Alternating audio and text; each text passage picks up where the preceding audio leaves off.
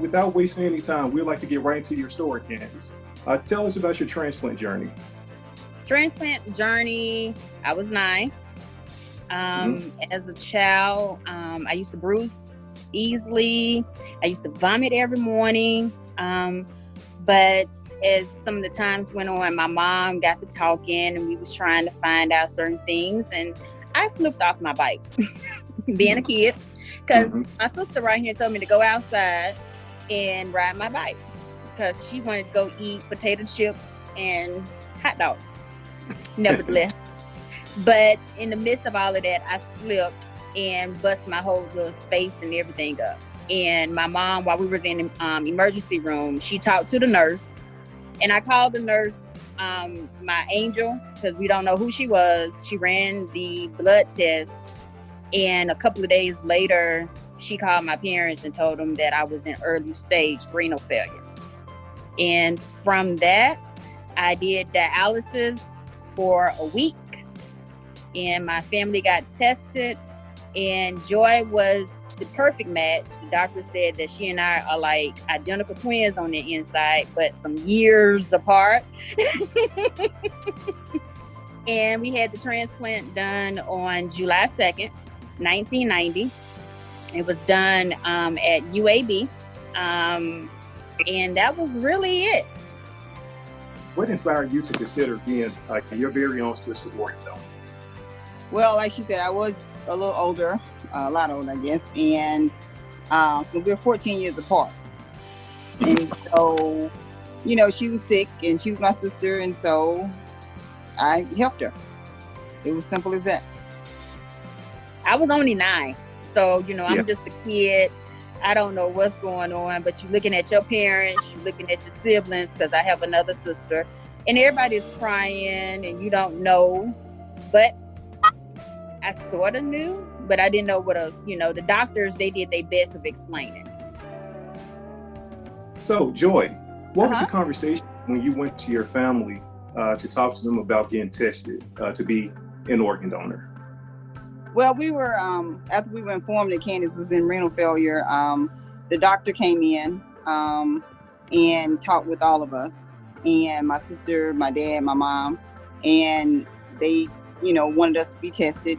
And what they asked first, if we were interested, would we be willing, I guess you should say, to donate, because she did need a kidney at that time. And we all readily agreed. There was no problems at all. We all went through, we had to have blood work done. That's all they did at that time.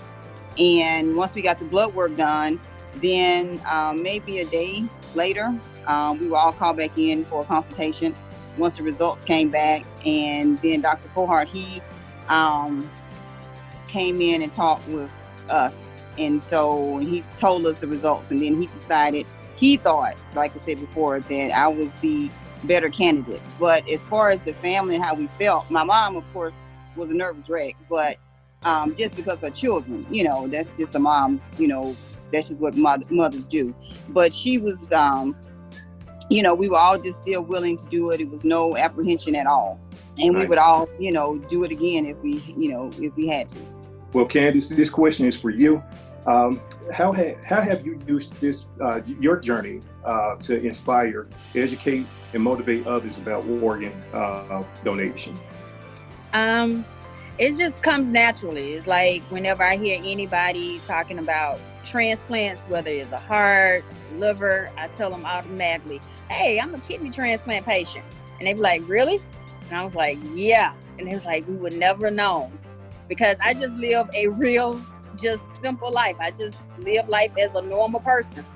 If someone had interest in being a donor, such as yourself, how would you educate them now on the process? I would definitely tell them to consider it for sure and go get tested. And if you are able to donate. I mean, it's like the technology is a lot different now, a lot more different now than it was 30 years ago. And even then it wasn't bad. I mean, really, to be honest with you, the testing is like the hardest part, but after you donate, you're fine. I mean, so I would definitely encourage it, and I've always encouraged it. And so I don't really run across a lot of people that are in need or, of a transplant, but I definitely think that it is a good thing to do. And if you can just help somebody, if you can save a life, why not? And Right. especially if you are, in a position to do it, then I would definitely encourage it. Right. Well, Candice, I want to ask you the same question. How would you educate someone who's, thinking about signing up to be an organ, eye, tissue donor on the registry? I would just really tell them to take a look at me. I'm a 30-year, veteran, I would say, in it. Yeah. But I would let them know that, you can save a life, regardless of what organ it is, you're saving an additional life.